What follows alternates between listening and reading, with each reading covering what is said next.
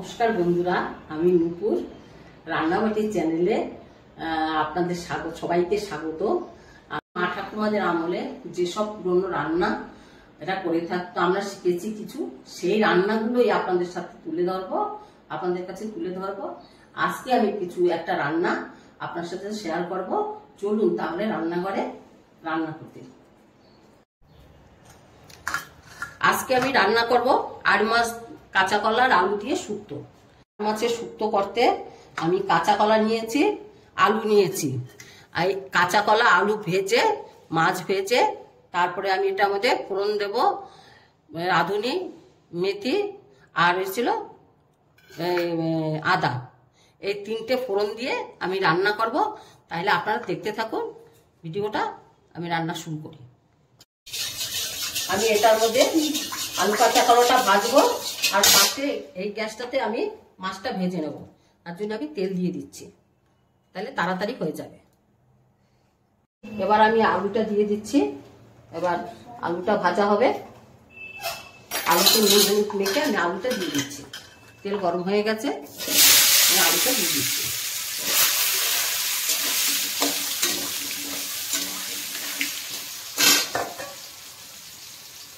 প্রথমে মাছে নুন আর হলুদটা মেখে নেব। মাছে নুন হলুদ মেখে, এই নুন আর হলুদটা মেখে নেব। হলুদটা ভালো করে মেখে নেব। আলুটা প্রায় ভাজা হয়ে গেছে আমার। আলুটা আমি তুলে নেব। আলুটা তুলে নেবো। এখন আমি কাঁচা কলাটা ভাজা হবে। কাঁচা কলাটা দিয়ে দিচ্ছি, আলুটা তুলে নেব।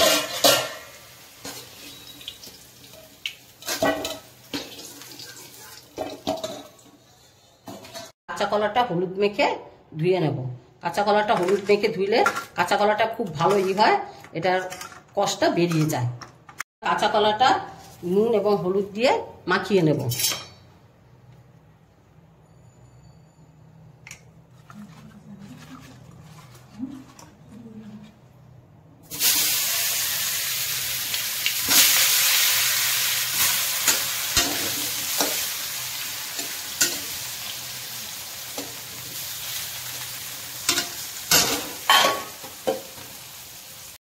এবার আমাদের মাছের তেলটা গরম হয়ে গেছে। এবার আমরা মাছটা ছেড়ে দেব।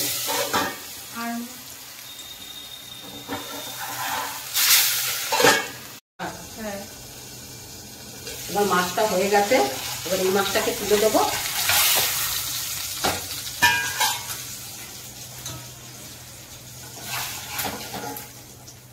পরের মাছগুলো আমি ভেজে নেব।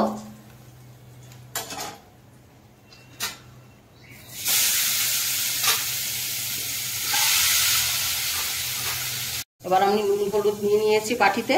আমি একটু জল দিয়ে এই নুন হলুদটা আমি কড়াইতে দিয়ে দেব। এবার নুন হলুদটা আমার কষা হলে আমি জল দিয়ে দেবো। এদিক দিয়ে আমার মাছটা ভাজা হলো। আর এই রান্নাটা আমি বিয়ের পরে আমার শাশুড়ির কাছ থেকে আমি শিখেছি। রান্নাটা খেতে খুব ভালো লাগে। আর আমি এই রান্নাটা আমি সবসময় মাঝে মাঝেই করি। এই রান্নাগুলো আমি তো শাশুড়ির কাছ থেকে শিখেছি। এই রান্নাগুলো যখন আমি করি, আমার এই রান্নাগুলো খেতে খুব ভালো লাগে। আমি এই রান্নাগুলো অনেকেই আমার এই রান্নাটা খেতে ভালোবাসে। তার জন্য আমি রান্না করতেও ভালোবাসি। আমি এই বয়সে এসে সেই রান্নাগুলো এখন আপনাদের কাছে শেয়ার করতে চাই। দেখি আপনারা আমার সঙ্গে থাকুন। এবার আমার পুরো মাছটা ভাজা হয়ে গেছে। এবার আমি মাছটা এক এক করে ঝোলে দিয়ে দেবো। সব মাছগুলো ঝোলে দিয়ে দেবো।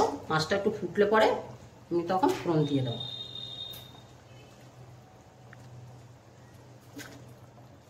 মাছের সাথে আমি কাঁচা কলাটাও দিয়ে দেবো।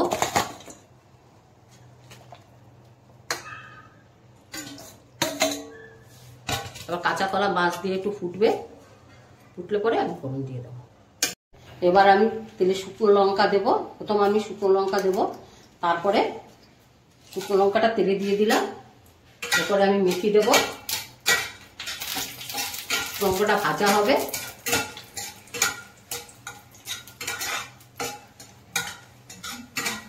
এগুলো আমার মশলাগুলো সব ভাজা হয়ে গেছে। এবার আমি তেলে আদা দিয়ে দেবো। কিছুটা আদা আমি তেলে দেবো। ফেলে দেবো। আর কিছু আদা আমি কাঁচা দিয়ে দেবো।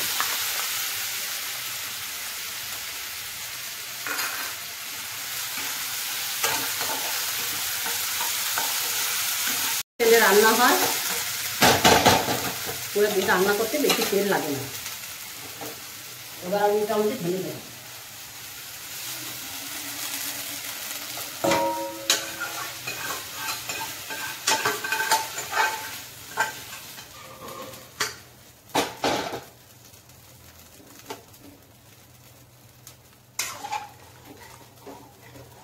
এবার শুক্তোটা হয়ে গেল রান্না। এটার মধ্যে আমি একটুখানি ময়দা বা চালের গুঁড়ো কিছু থাকলে দিতে পারি। আমার মাছের শুক্তোটা হয়ে গেছে। এবার আমি একটুখানি ময়দা দেবো। এবার ধর বাড়িতে ময়দা না থাকলে চালের গুঁড়োও দিতে পারেন, চালের গুঁড়ো দিলেও হবে। যদি কারো ইচ্ছে না হয় পাতলা ঝোল খাবেন তাহলে সেটা কিছু দিতে হবে না। আমি একটুখানি ময়দা দেবো।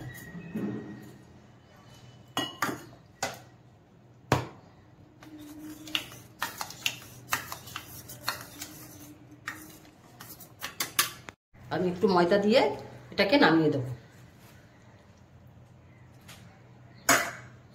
হয়ে গেছে আমার আজকে শুক্তো। প্লিজ আপনারা এই শুক্তোটা দেখছেন, আপনারা লাইক শেয়ার করবেন ফেসবুকে হইলেন। আমি এবার তুলে নিচ্ছি মাছগুলো।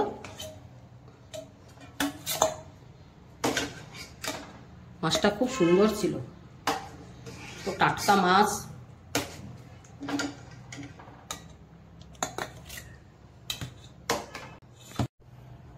এবার আমার রান্নাটা কমপ্লিট হয়ে গেছে। আমি ভাতটা বেড়ে নিয়েছি। এবার আমি মাছের শুক্তোটাকে সার্ভ করব।